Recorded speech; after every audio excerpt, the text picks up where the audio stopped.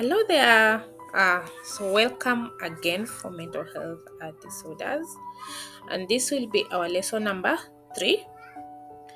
And we are looking at neurodevelopmental disorders, and we are going to start with autism. So, autism is usually referred to as autism spectrum disorder.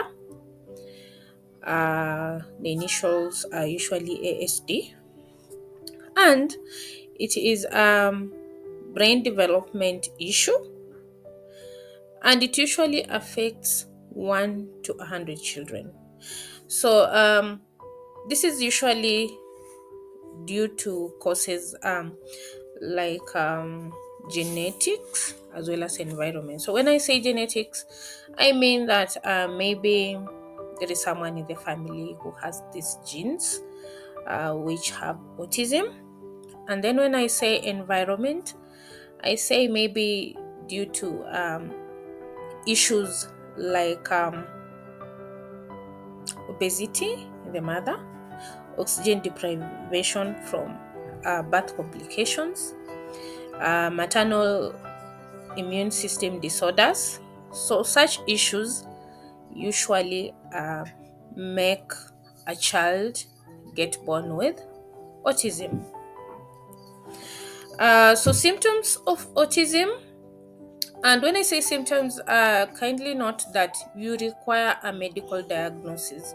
You just don't see such signs and then all of a sudden you are calling someone, this has autism, this one is autistic, my child is autistic. You need to go to a medical doctor to get the diagnosis.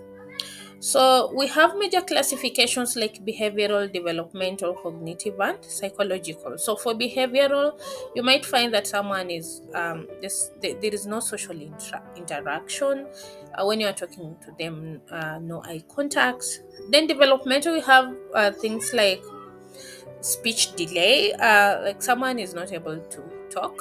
Let me say, for example, children at by the age of 5 they still cannot talk. Then we have cognitive. So cognitive.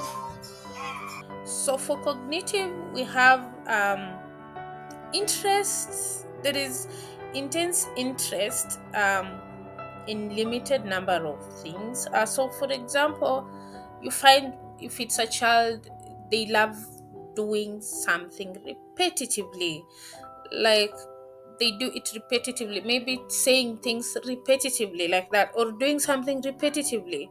Um, And then for psychological, they are usually unaware of emotions or other people's emotions.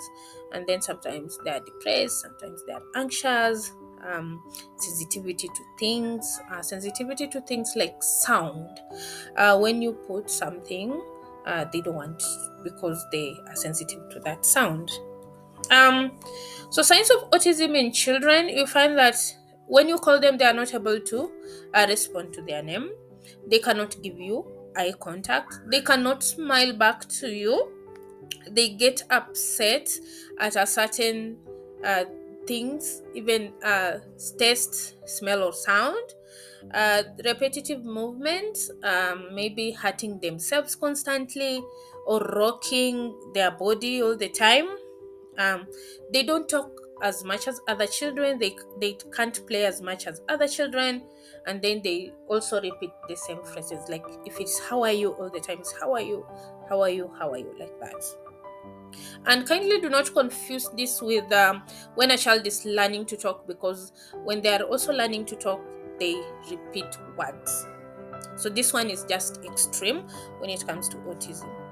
Then in adults, you will find that someone is not, they cannot be able to think or feel or to understand others feelings. They get very anxious in social situations. They are not able to make friends.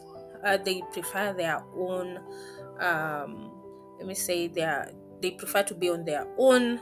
They are rude or not interested in others. They find it hard to say how they feel, whether they are sad, they are happy, they love someone. It's so hard for them. and then they also take things personally. For example, when you make a joke, they think that it's all about them, and then they are used to same routine in such a way that they get anxious if there is any change in anything, whether it's a family, whether it's a job, or their daily routine. um so who should you visit if your loved one has such symptoms? So you should go to a clinical psychologist, maybe for adults, and then for children you can go to a child clinical psychologist, a pediatric neurologist, or a developmental pediatrician. So that is it for lesson 3. We have taken much longer. um, until we meet again in lesson 4. Ciao.